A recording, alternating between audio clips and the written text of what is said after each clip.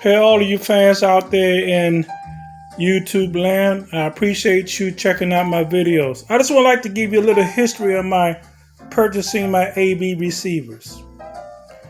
Back in the good old year 1995, I purchased my first stereo equipment that I was able to buy at a reasonable price. I bought some Rotel equipment. I bought a separate 2-channel preamp with a tuner, and I had a 3-channel amplifier, and I had a Yamaha DSP processor. So I had that from 95 to about 98. Then I bought a Pioneer Elite receiver from my job. I had that from 98 to 2001.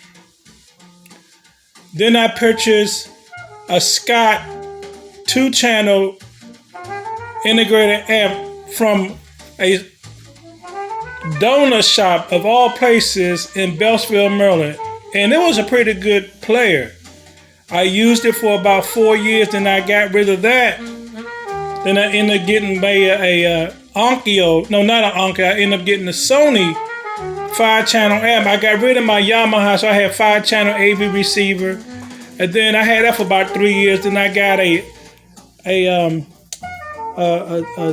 another Sony amplifier. This is a 2-channel. So I was going back and forth between 2-channel stereo and home theater. So I was able to get that Sony. And then after the Sony, I went and got this present day Onkyo.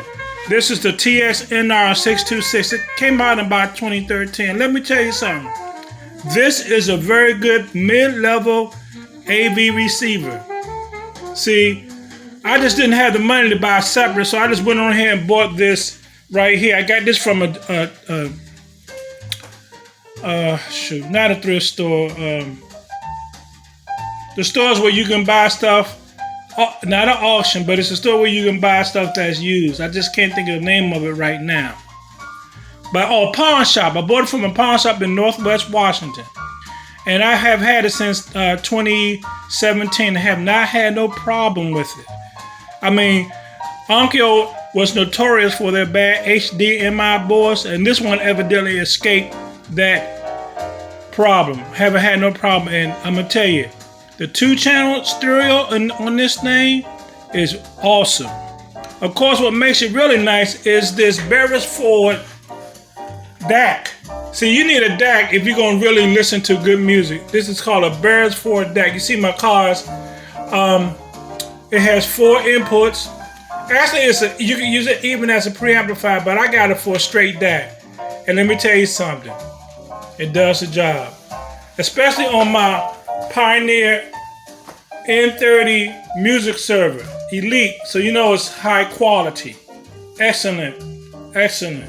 I play my high-res files on this. Excellent player. Have not had no problem with it. The complaint about this thing was the display window was so small, but that's okay. It plays immaculate.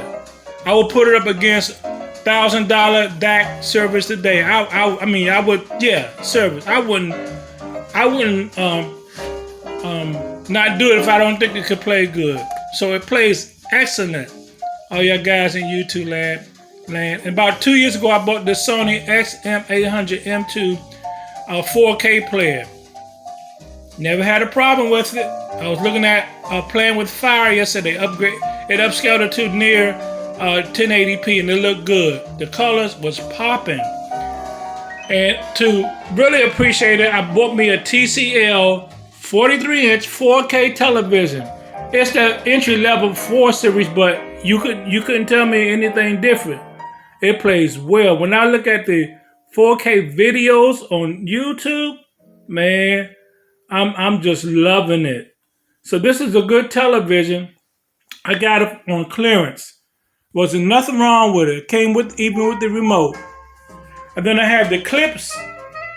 Don't let these fool you. These are the RP41M bookshelf speakers. You thought I had towers, but I'm not worried about towers because I have those, and I have my Sony subwoofer. So that takes care. Here's my surround speakers. You can see my surround speakers. I got all my Hot Wheel cars up on the wall. So this is my little setup. I love it. I enjoy it. I love it. I get a lot of fun out of it. So it goes to show you that you don't have to spend a lot of money. I mean, under $1,000, you could get you some nice equipment. You know, you could check the thrift stores, the pawn shops, Amazon, eBay. Wait for deals. So gotta be patient and wait for deals. Oh, by the way, that's my PS4, my Xbox One S. That Xbox One S plays 4K games. Awesome, like I don't know what. So, you know, just do what you can within your budget. And remember, the only person who has to worry about how their system sound is you. Sign it off. Later.